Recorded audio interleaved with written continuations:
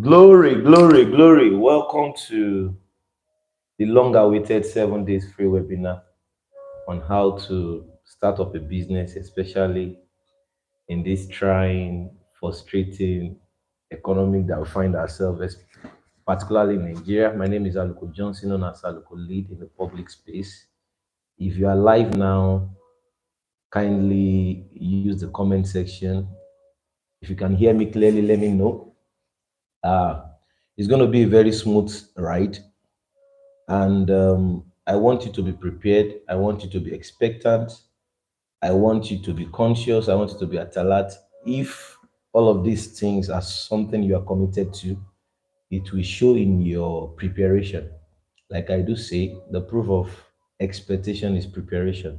So it won't be bad for you to have a jotting notes and don't take it lightly, especially if you are close to me. Don't let over familiarity siphon away the blessing the Lord has packaged through these 7 days of investment in knowledge, getting it right, and getting the resources you need that can motivate you, equip you, launching you into the business that the Lord has willed your life for. Okay? So if you are hearing me clearly, I want you to use the comment section again and say, I'm hearing you, go ahead. I'm active, I'm online. Likewise, do well to share this with as many people that you know they are finding it very hard to launch into business. They have been postponing their commencement day.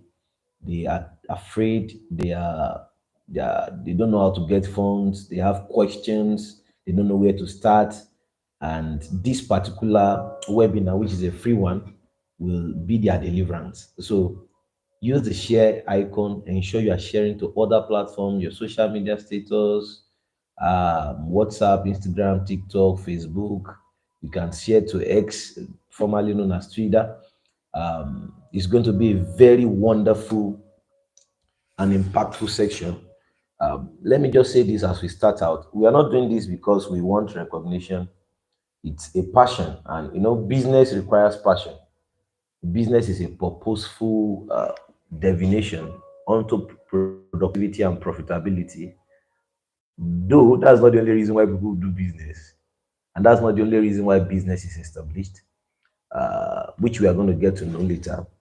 So the reason why we are doing this is to ensure that we are living out in full the demands of God that has been placed over our life and His empowerment as well, His blessings, His virtues, His giftings, what we've tapped into and we see working in our own lives as young as we are. We would like to extend that to others that are in the same line, the same lineage. And that's why we're having this. It's a 7 days. Let me quickly prep you. Each day we have a focus. Today we are looking at business idea. What is your idea? How do you spot opportunity? The outline here, I have about three things we need to consider: the quadrant of business, spotting business ideas and opportunities, and the factors that point to finding purposeful business. There are factors that can help bring you closer to clarity of what you should do, where you should do it, to whom you should do it to. So these are the things we'll be looking at, and you'll be amazed that I'm a Christian. I'm a believer of Christ, and if this does not sit well with you, you might want to ask a question: what does faith has to do with business? Oh, it has everything to do with it, because we are not just doing business for the profit sake. We are not doing business for increase sake. We are not doing business for the accumulation of assets sake. We are doing it for the pleasure of the Father. Uh, Success is not just the result that you get out of your endeavors. Profit is not just the end means, end product of your labor. You may be successful before man, and before your creator, you are nothing. So that's why I say it's much more than, it's inclusive, of course. Profit is inclusive, accumulation of assets is inclusive, expanding your tentacles and dominating those, all of those are inclusive. But beyond those things, we want to ensure that we are doing the way our Father wants us to do it, because there's a way the world does business, and we that are born again, we need to realize that there are different paths ordained, structured for us by the scriptures to go about business. And permit me to always use interchangeably the divine requirement for the business you will be going to. I'm a businessman. I've been in business terrain for quite numbers of years. Partnered with people, started out, failed on some businesses, left some businesses, ventured into some businesses. By the grace of God, few people have been able to mentor, guide, and learning from me from afar and close on how to go about business. Likewise, we've been able to invest financially, knowledge-wise into the lives of people starting and launching out into business. And there are different aspects of business I will be looking into. So you will do well to prepare. Ensure that you are not just watching, ensure you are paying attention, ensure you are prepared by jotting things down. We have a work note that has been structured. The work note contains questions and actionable steps for each day. The work note will be sent to the community group. If you're not part of that group, I implore you to go and click on the link to be part of the group and join, because that work note is what we are going to be following up with to ensure that you are accountable, you are held responsible uh, with the business you want to start out. Okay. So if you're online now, I want you to do us well by sharing the link. Ensure you bring someone. I was jokingly saying it when I was inviting people for this, that we need to stop, we need to look for a way to curtail um, this urgent 2K, urgent 5K, even if the person you are reaching out to is giving you, that will not be the end of your demand. That will not satisfy your wants. So there must be a structure of operation that produces the results you want, that can bring you into stability, bring you into contentment, uh, drift away, shun you away from shamefully reaching out to people over and over and over. I'm not against you seeking help. I do that as well. But you see, when it is recurring, when it becomes a vicious circle, is repeated, it becomes a pattern. Anything that is repeated becomes a pattern. And knowledge is the cure to that. Knowledge is the cure to ignorance. That's why we are doing this. This is going to be 7 days of deep, intense conversation on business. Now, Nigeria is in a very deep, frustrating economic terrain. And despite that, you'll be shocked that people are still thriving. People are still blossoming. People are still being fruitful. People are moving from one milestone. They are conquering miles.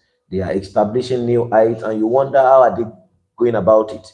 And apart from the physical, intellectual structures you need to put in place to ensure your business run the way it ought to run, I will also want to hammer on the fact that you need a spirit, you need a force behind you.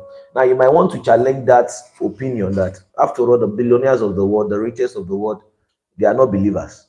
uh, but you are not in their court, you are not in their group, you are not in, you don't know what they do behind the screen, you don't know what association they belong to. So if those things doesn't matter, you won't have court, you won't have Ogboni, you won't even have this thing they call Illuminati, that the celebrities of the world die to get, ensure they are part of that group because of the influence and the control of the wealth of this age. Okay, so we are going to be looking at three things: four quadrants of business. We're going to be looking at sporting business ideas or opportunity. And that particular second aspect is for those who don't even have any idea on where to start, what business niche market gap to cover. You are going to be seeing things that can point you to those things. We're going to be looking at the 7 factors that point to finding purposeful business. So I will be going straight into it. Like I said, I'm repeating for impact's sake. Ensure you have a fresh note. If this is going to be a beginning, let it be a date. So day, August 25th of 2024, I was delivered. You understand? I had an encounter, not in form of impartation by laying of hands, but by the transference of knowledge and light. So we have four quadrants of business, four major quadrants of business. Number one is the employment or employed stage of business. Now, this is where intrapreneur people falls into. Not everybody can be an entrepreneur. You need to understand that. Some of us will do well be starting out with an entrepreneur spirit, which means we are being employed, we are working under an organized system, we have our wages or salary, We have rules of commands or lines, chains of protocols and principles and operations guidelines that is managing our day-to-day activities onto productivity. You understand? So some of us cannot wield the tenacity, withstand the pressure that comes with you being the CEO, being the accountant, being the receptionist, being the admin, being the manager, being the marketer, being the sales person, being the HR. Entrepreneurship contains you being like a one-man force when you start out. But at the long run, you start delegating, you start recruiting, and so many people just want to start big. Oh, I want all offices occupied, I want all roles occupied, but they don't have the financial muscle to pull that off.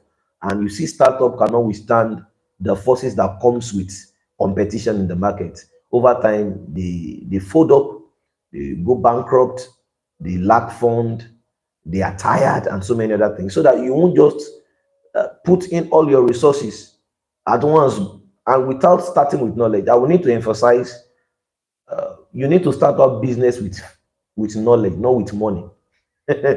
Whatever business you are going into, the starting point is getting as much knowledge about that business they're in, the things that the successful business competitors now, people that have been in that business, what they are doing. You need to learn the ways, you need to learn the culture, you need to learn what to avoid. But so many people avoid the knowledge. They believe that they have money to pull stuff, and they end up squandering, they end up wasting resources.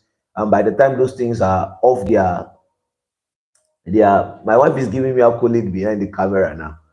uh, by the time those things are off their capacity, then they realize that they are not, they should have go for knowledge. Scripture made us understand that in all our gettings, there are some things that are, they are principal, they are cogent, they are germane, they are inevitable, they are necessary, they are important, that we should acquire wisdom, knowledge. So I will emphasize again, whatever business as God will be helping us go into exposition, that you will be going to, whatever business line that you'll be going to, the first thing you want to go for is knowledge, not money, not fund. That's why if you look at the 7 things we are covering for the 7 days of this free webinar, fund is like the second to the last or third to the last there about funding, how to get funding. And we are still going to talk about that, how to go about marketing, how to go about the legal structuring of your business, and so many other things. So let's go right into today's topic, which is business ideas. And I'm starting out with the first outline, the fourth quadrant, the four quadrant of business. The first one that I've explained is being an employee, an entrepreneur working under a structured system. The second one is being self-employed. Now, you can be a self-employed. Most times, people that say they are entrepreneur, when you look at what they do, they are not actually an entrepreneur. They are self-employed. Okay, under self-employment, we have solopreneur. That means you are the only person doing the work. You are the main worker. You are the one going to the market to get stuff. You are the one reaching out to customers. You are the one, the CFO, the FFO, all of the O's. You are the CEO. You are the COO. You are everything. So in that state, you are self-employed. It means you are employing yourself instead of you being employed by another business, by another purpose, by another company. Now you are giving yourself purpose to employ yourself, which means you are giving yourself responsibility. You are responding to an ability to solve a problem, to cover a gap, right? So we have solopreneur, we have freelancers, and if you're in this terrain, you want to start out by looking at the skills you have, that, and we're still going to get there, that you can offer to the public, that is in demand in the market space in exchange for monetary value. Okay, so we have employment, the employed people, we have the self-employed, which are the solopreneur and the freelance. All of these things, you will still get them in your work notes. So please ensure you're on the community where the work notes will be given. It will not be released on YouTube. The video is just for the benefit of the masses. Now we have entrepreneurship after self-employment, which means you now start employing resources. You are not just part of the business. Your business is standing as an entity. You are also employed in the business, but you have other people that are working with you. And the resources is not just people. We have your space, your location, your assets, that's your machineries, then your workers. These are resources that are engaged, your raw materials and all of those things. So you delegate, you have assigned role and specific responsibilities that are assigned to those roles. In other words, you can cover more time, you can cover more effort, you can be more efficient, you can be more productive when more hands, and I mean proper hands, I mean equipped hands are working with you. Now, before you become that, you need to start somewhere. That's why I needed to start out with being employed. Most of us, if you're a career person, probably you are currently employed, you are looking for a side hustle, you are doing trying to do that, and probably you will later shift, making the side hustle the main hustle. And in this kingdom, like we've been taught, kings don't hustle. Hey, we are kings and priests, and we are meant to reign on earth. So we don't hustle, we do business. Okay, we dominate, we subdue. So under entrepreneurship, you employ other people. More people come into the business to enhance your productivity, extend your value delivery. If you are doing 10x, if you have more people, then you should be able to triple. You should be able to do more what you are producing. Amen. Now, after that, we have conglomerate. These are multinational companies. That's the fourth of the quadrant. So you want to know which of these quadrants you belong to, whether you are employed, whether you are self-employed, you are entrepreneur, or you're a conglomerate. Now, if you're a conglomerate, most likely this particular webinar is not for you because you are far ahead of what we'll be discussing in this webinar. This webinar is strictly for people who have this passion to go into business of their own, looking for a way to cover a gap, provide solution, satisfy a demand, a need in the market, and they don't know how to go about it. That's why we're having this webinar. Okay, so the conglomerate are people that we call them parents company. They already succeeded establishing a company over 10, at least 10 years, and then they started out having sub companies under them. People like Meta, is it Metaverse now? Meta owned by Facebook, not Metaverse. Metaverse is Web3. Meta owned by Facebook, previously Facebook. They have other companies, other products that are under them. They are conglomerates. They are businesses that are in different fields, different niche, different scope and terrain. Some are doing oil, some are doing food, some are doing tech, some are doing education, some are doing health, some are in finance, and littered across different terrains of business. So these are conglomerates, and we can get there. We can get there. The advantage of planting your seed is not just to produce bigger product, it's to also ensure that you have other seeds to plant later on. Okay. So as we get produce, as we get profit from the current business we are doing, we should have the understanding and the wisdom of the Lord to separate aside that which we stand on its own to feed or cover more gaps in other business markets. Now, you need to understand what I'm about to say is very germane, it's very profound. This side of divinity called earth is where we operate our business. And there are fundamental principles that earth respond to, whether you're a believer or you're not a believer. There are fundamental principles that this earth works with. Surely there is the planting season, there is the harvest season, there is a time for rain, there is the time for drought and all of those things. So you need to understand seasons, and you need to know how to position yourself in those seasons. Now, these seasons can be the market, but your business needs to have the knowledge of proper positioning in order to capture a given gap. Okay? So the best way to live a frustrated life is to do what you are not equipped to do.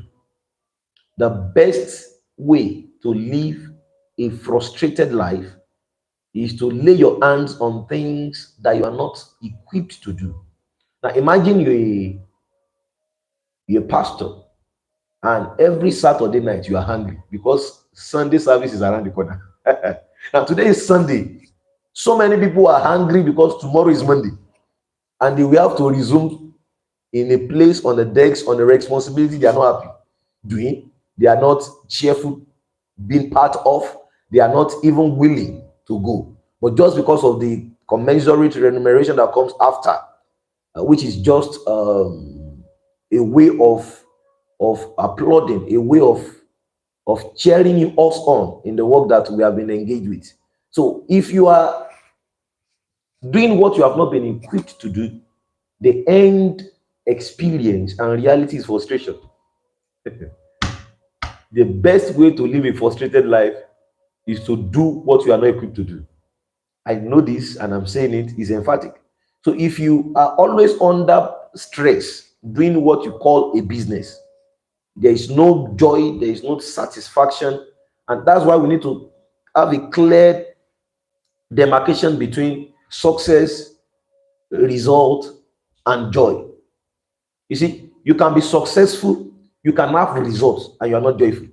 It's very, very possible. I heard of a story of, you will see it online now, of this former CEO of one e-commerce, I think Konga or so, that committed suicide. Those people are way beyond, we don't know what the person is battling with, but I want to say that nothing should put you under pressure, unnecessary pressure, because you are doing a business. There should be an inner joy bubbling, coming forth. We should see it glowing on your face. Even when everybody is saying, are you not tired? You feel like you want to do more. That is the kind of business you should go into. Okay? Now, I said it, that it's possible for you to be successful and have results, and yet you are not joyful and you are not satisfied, or you are not even fulfilled. Because there is a difference between success and fulfillment. One of my elders in church that I so much respect shared in church a while ago, I think some weeks ago, and he was talking about Moses. Okay, he was talking about how Moses discovered himself, discovered purpose, even on the things that he could not withstand. That's a signal. That is a signal. You can discover your business and the things you cannot withstand. But despite that, whatever you can withstand must also be what the word cannot withstand. Amen. What I'm saying is, if you are following passion with black goggles like the weather people, you may not get a result. Passion is necessary for business. And I used to say it, purpose without passion is a slow driver. If you have a purpose and you don't have a passion for it, you will end up covering little miles when you're supposed to cover lengthy miles. Okay? So whatever is breaking the world, that is breaking your heart, is an indicator to the business you should do. You can follow a passion and you may not be profitable. Because if that passion is not what the world demands, if it's not a problem the world wants solved, you will just keep doing it and you won't get profit. So it's two-edged edge of a coin. It's a two-side of a coin, rather, a two-edged sword. You must have passion for the purpose, but also checkmate if that purpose is solving a tangible problem in the society. If it is not, the return on your investment, the return on your labor will be little. Okay? So why Moses discovered purpose in even at the things he cannot withstand injustice. He had to separate the people fighting, got to a point he had to kill one. That same bubbling, venting, anger against injustice is a pointer to okay, this is what I want you to do. But despite that, that does not mean he was successful. So it is possible to have result before men and not be successful before God. The rock was supposed to be spoken to. He hit the rock with the rod, and there was water. Now, what the Israelites want is water. How you got the water, they don't care. But before God, that is not success. Before man, that is result. So that's why I'm emphasizing that this is not the profit is not the only reason why we're into business, especially if you're a believer. Accumulation of assets is not the only reason. It's not a core motivator for going into business. Your core motivator should be that, okay, this is what the Lord has said concerning me. This is what I'm here to fulfill, and I must be fulfilled. So we're going to be looking at all of those things. Okay. Now let me say this. Let me just say this as we start in. I've talked about the first one. That's the four quadrant of business. We are looking into the next one now, spotting business idea or opportunity. Littered around us are plenty, endless, feelable, touchable, palpable ideas. But because we have not been exposed to enough measure of light, we can't see them. We have not been exposed to enough measure of sensing, of depicting, of discerning that this is a business opportunity that is presenting itself around me. And we are going to be looking at, I'll just talk about maybe 6 or 7 things under this, how to spot business ideas or opportunities. And this also is a factor that determines your profit margin. There's something called profit margin in business. Is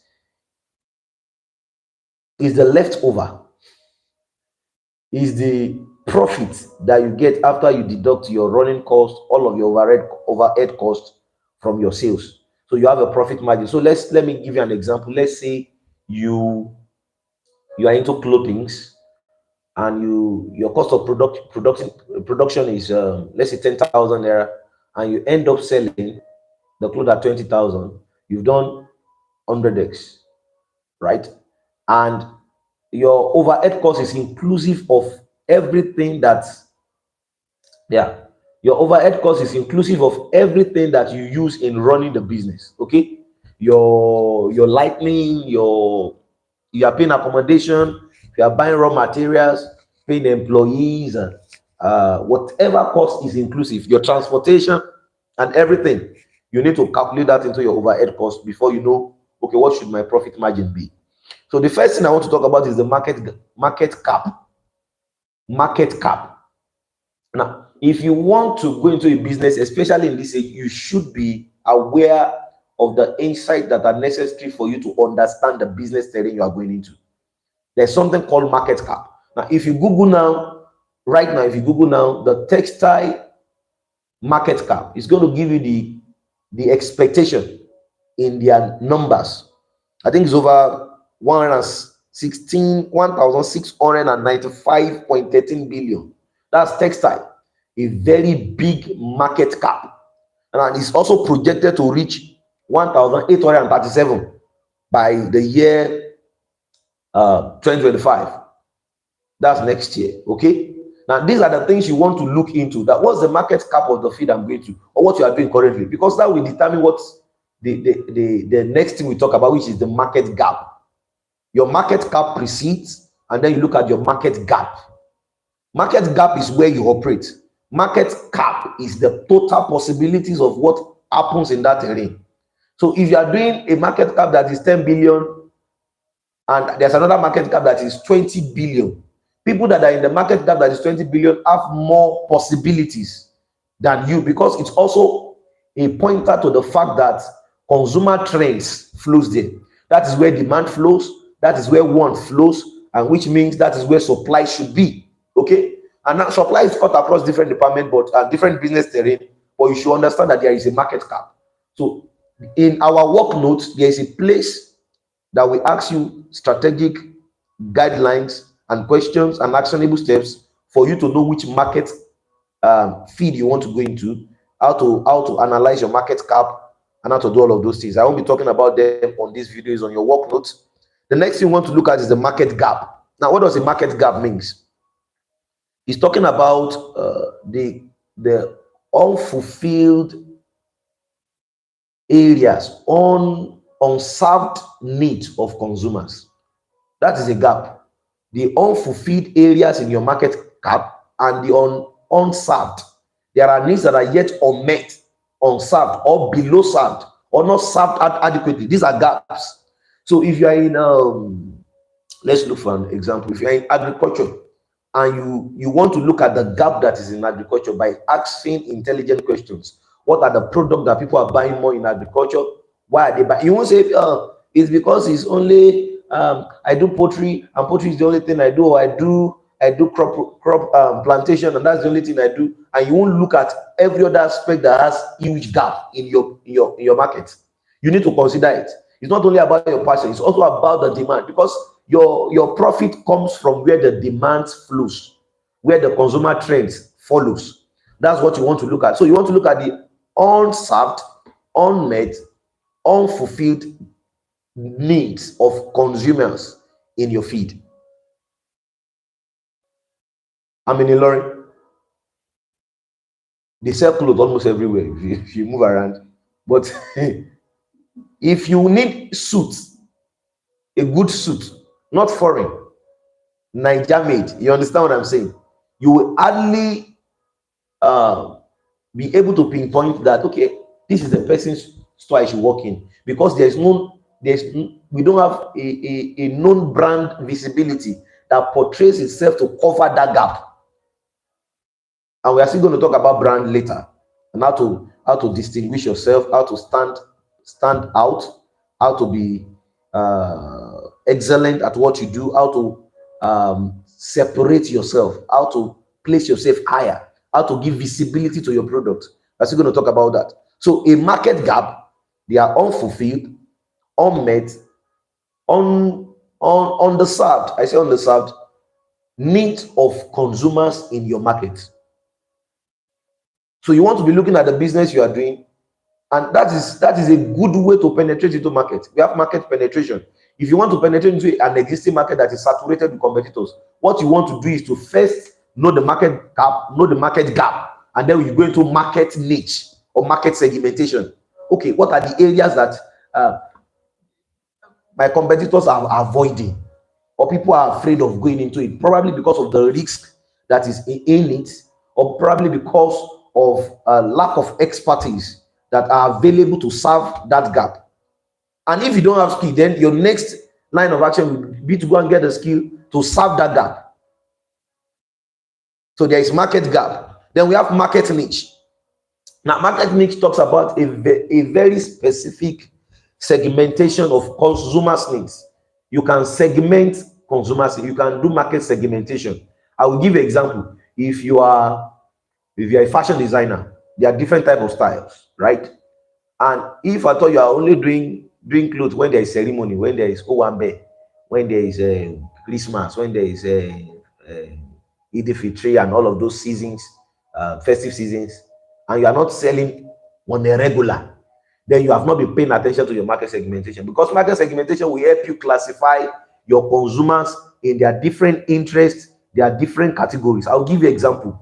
When I was in service here, I was privileged to serve at the NCCF, and I was discussing with a lady that is into fashion line. It's just a tip. Oh, you are currently service, you are with your machine and you want to start sewing. I just told the lady, go to secondary schools. I served in the north. Go to many secondary schools. You want to list their name. That's segmentation. One of the things you are showing is school uniform. So you want to list the schools that will be needing school uniform. So she listed the names, and then she started reaching out to them. I think about out of 10, she was able to secure two, and that two lasted her all through service here, because she was not doing just one, she was doing 500, doing 1,000. Instead of doing one clothes, you are doing 10, you are doing 100. So you want to segment, you want to narrow down. Okay, in this field, who do I want to focus? Who are my target audience? What is my niche? Let me give you instance. I do freelancing at the time, 2019, thereabout, online. And when I went there, I have a lot of skills, but I was looking at how to penetrate the market, and I was doing my research. I saw the areas of my skills that are oversaturated already, and ridiculous prices are placed on gigs online. I felt I won't do this. So I narrowed it down, and I saw that, okay, there's an aspect of my skills that people are running away from, because it's tedious, it's more demanding. But the more demanding it is, the more profitable it is. There is profit in every label. So I started out with that, and the competition was a little bit manageable compared to something simple, something easy, and then there's a lot of competitors. So you want to narrow down your niche. We are still going to be having, I think, on the fifth day, talking about market fluidity, and under that I will talk about the fourth piece of marketing, how to do your marketing segmentation properly, and how to carry it out. The next one, which is the fourth one under the second section, is market segmentation proper. I won't touch it again. The fifth one is business management. Business management. Now, there are a lot of things that comes into business that we need to understand. There are procedures, operational manual, guidelines, or order of communication, accessibility, sales, and all of that. And you need to manage those things. Like I do tell people, if you are starting out, one of the things you want to keep as low, bare as low as possible is your expenses. You want to look for ways to cut expenses by all means. By all means, you are not the one that you are not just going to blow all your funding, your startup capital on expenses. You want to look for a way to look at alternatives, look at measures to reduce your expenses are at the barest minimum. I can tell you this for sure. People that are in poultry, fishery, they are looking for alternative sorts of feeding. Some of them are growing Latin Lassa fever now or something like that, growing flies to mitigate against the high cost of feed, because that is where your profit is. If you are able to reduce overall head expenses, then you have more profit margin. If you are selling at the same market price and we are doing the same business, I'm selling at 10 naira, you're also selling at 10 naira. If I'm able to reduce my own overall head cost of production, I'm having more profit margin than you. Okay? So we want to look at these things. Amen. Now, the next one is marketing. It's the process of getting people interested. Now, how do you get sales? How do you drive sales? How do you ensure that people are aware about what you are doing? How do you attract sales? One of the strongest weapon in business attracting sales that is known to me is marketing.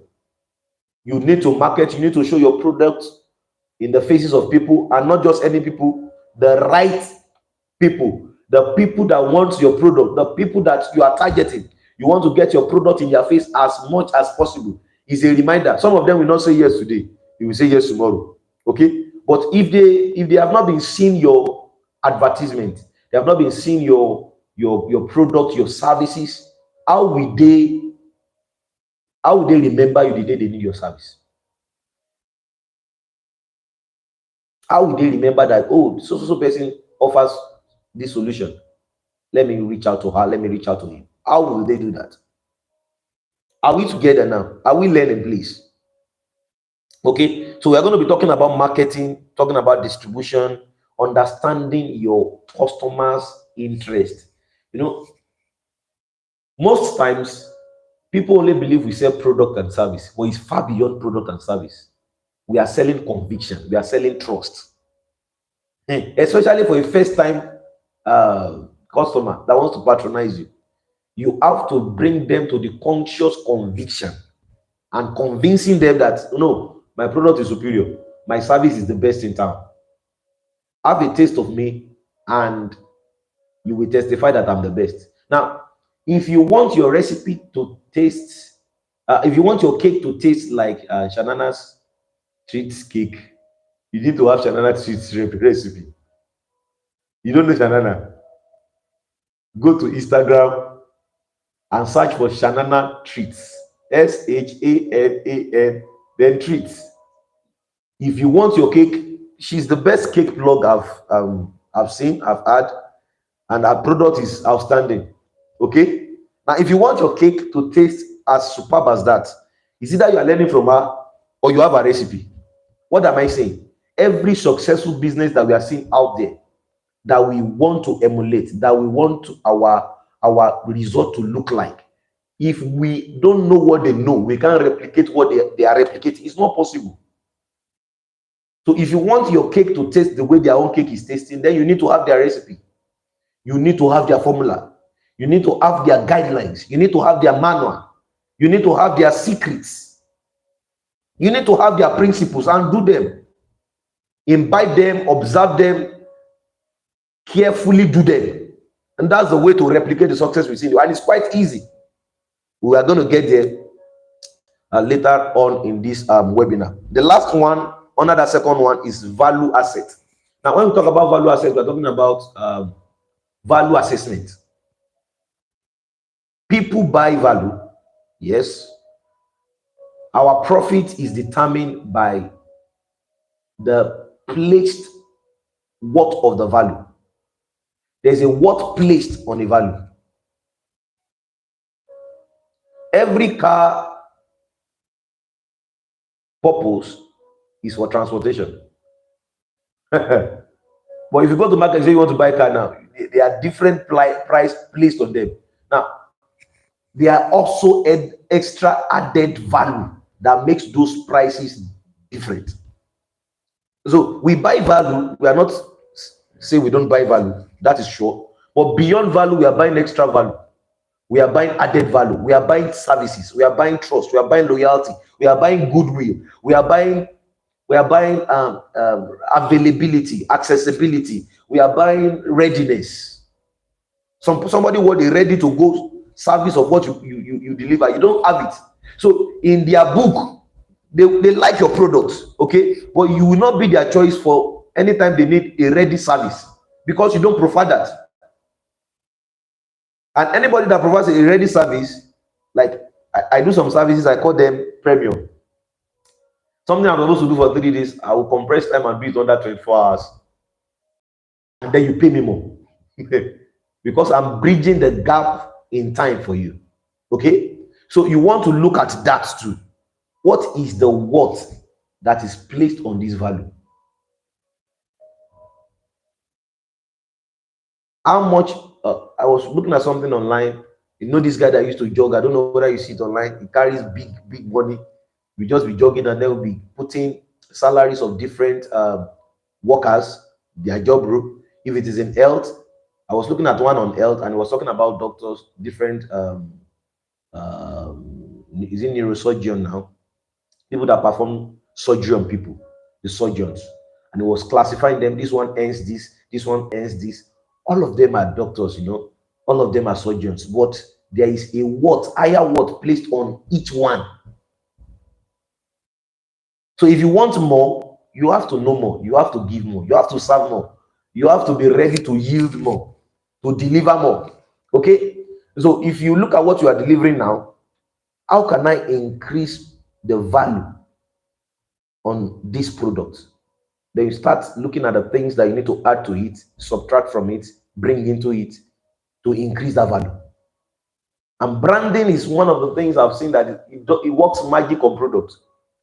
Just a label, put, okay, this is Versace, this is Gucci, or this is Aluko lead, okay? And then you carry that and say, oh, Toyota, Lexus, from the same company, but the price is different. One is serving the middle class, one is serving the upper class that now, because of the economy, is also middle class, okay? So you want to know the value that is placed on the product you're offering or the services you're offering. Business is all about value. Those value comes in form of two ways. It comes in form of a product or a service or both. But you must know your core value proposition.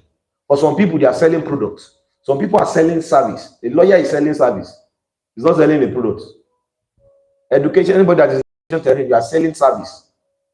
A consultant, psychologist, doctors, they are selling service. When you are selling products, you are selling drugs. You are selling shoes. You are selling tangible. You are selling touchable. But you are selling service. You are selling something that is not quantitative, it's qualitative. And I would like to be a little bit biased here. There is a lot of profit in service. And even if you are selling product, look for a way to incorporate service into it that will increase the value that is placed on the product. Because in product, what makes you do more returns is traffic. Is when you can do 1,000, 10,000. But in service, you can do 2, 3, and you are okay. Do you understand what I'm saying? So you want to value the worth that is placed on your product or your service. Now, the last thing we are considering tonight, please ensure that you're on the community. The work note will be released on the community for your use, and we're going to follow up on you to know what you are doing with the work notes. There are actionable steps. There are questions that will guide you in filling them for your own specific business niche. So I will talk about 7 factors that point to finding purposeful business. Now, this is very, very serious. This is very, very important. There are factors that can help you quickly detect that this is the business you're going to.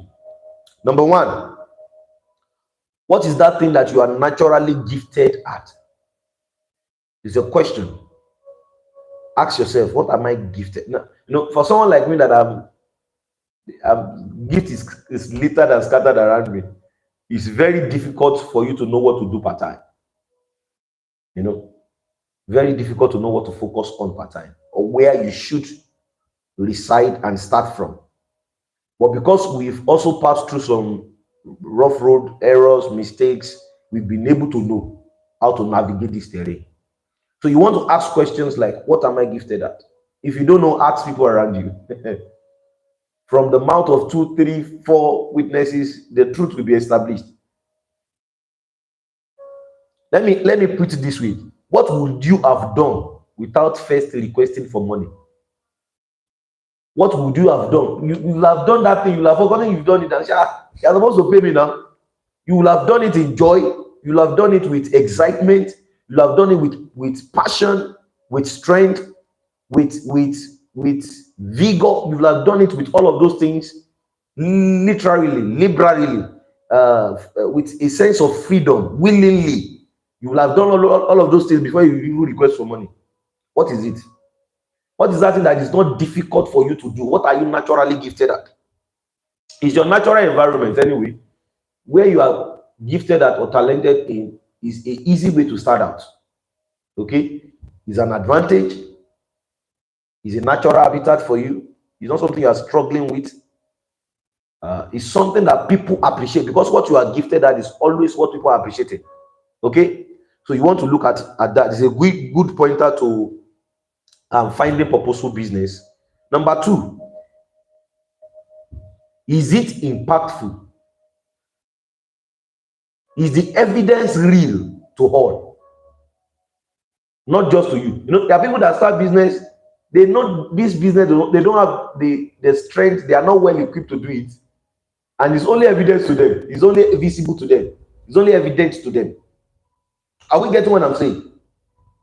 What is that thing that is evident to all? That when it comes to this, your name rings bell. Your service is required. These are the things that are very good pointer, especially for grown adults. For people that are teenagers or young lads, you can still be looking for skills, getting skills as much as you want. But this is a very good pointer. Is it impactful? Impactful in the sense that, is it impacting the world? Is it what the world wants? Is it in demand? Is it evident to all, not just to you alone? Is it what people are willing to buy?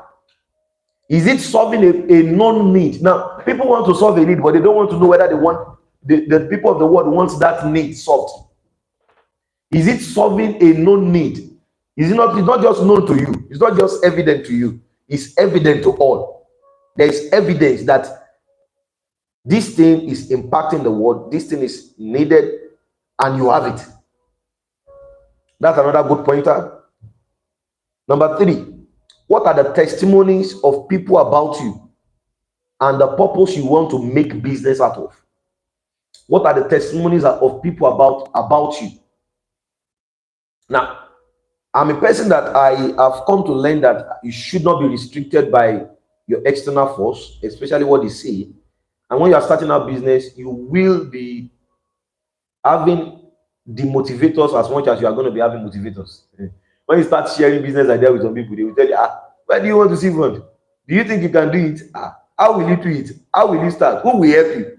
And if you permit that to access your heart, it's going to bring you down. It's going to demoralize you. It's going to demotivate you. It's going to suck and siphon your fuel. Your passion will go grow. You understand what I'm saying? So you want to be mindful of people you share ideas with, but it's a good pointer. You can ask people, what do you think I'm good at?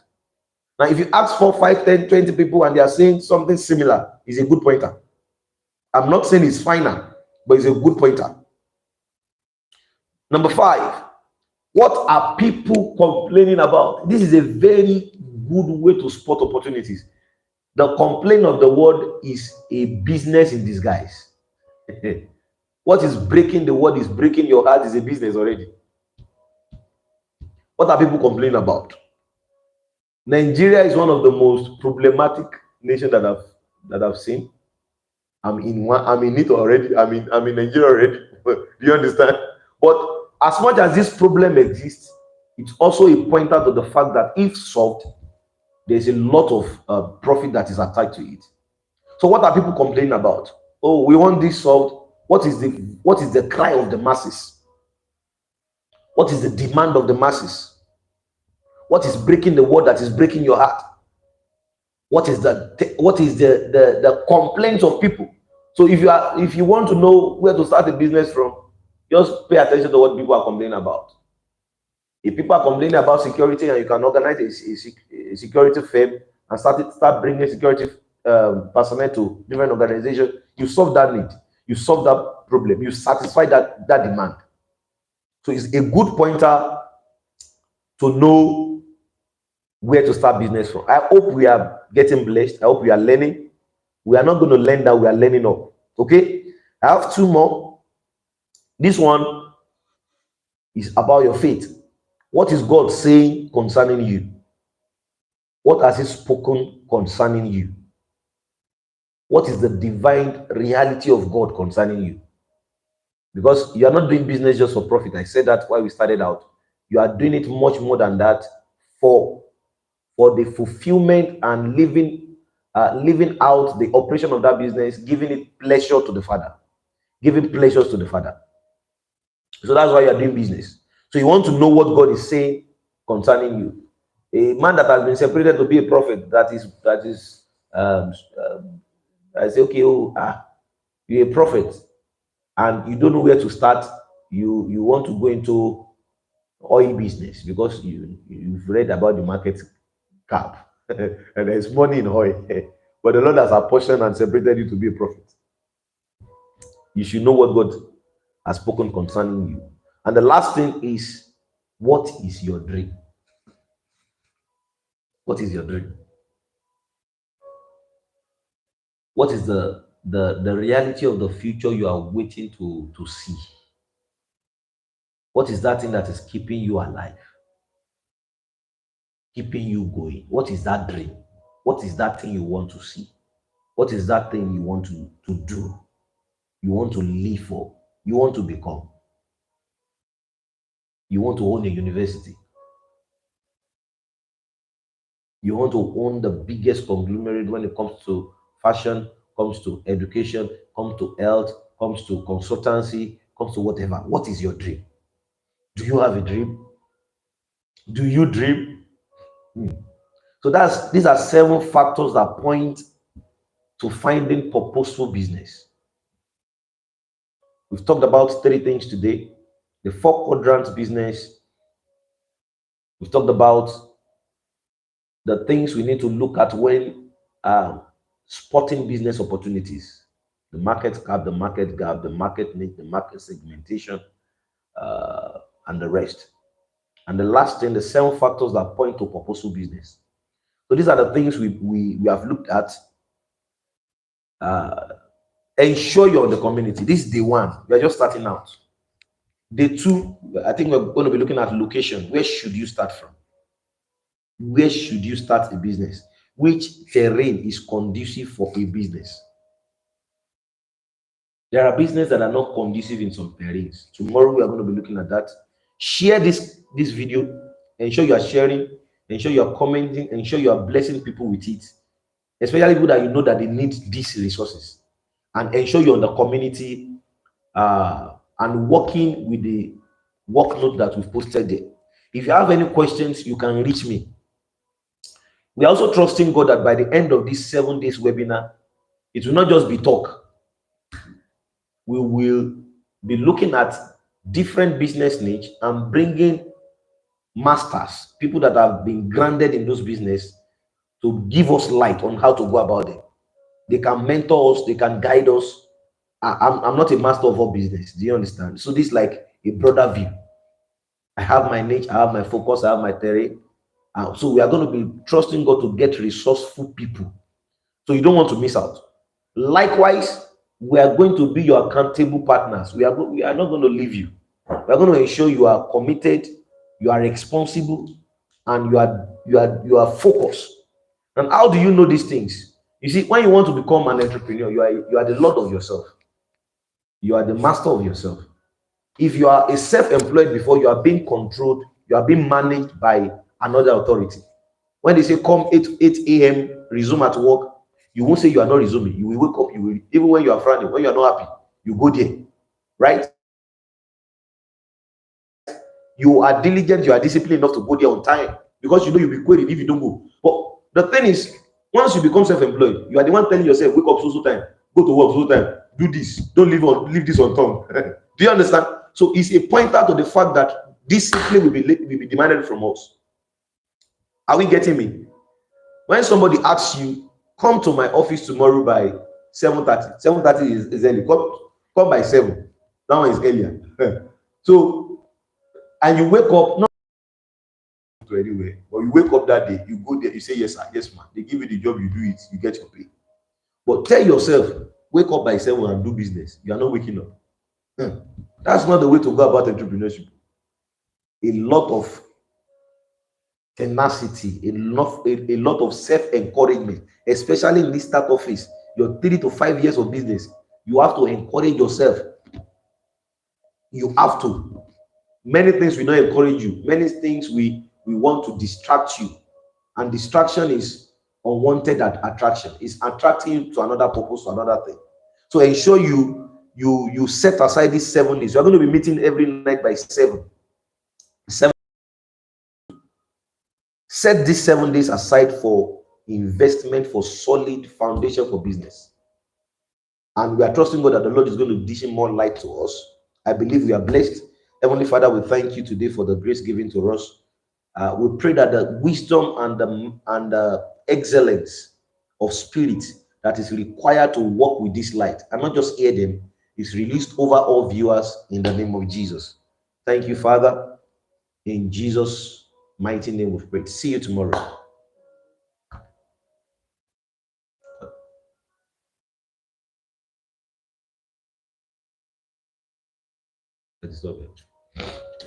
How is it?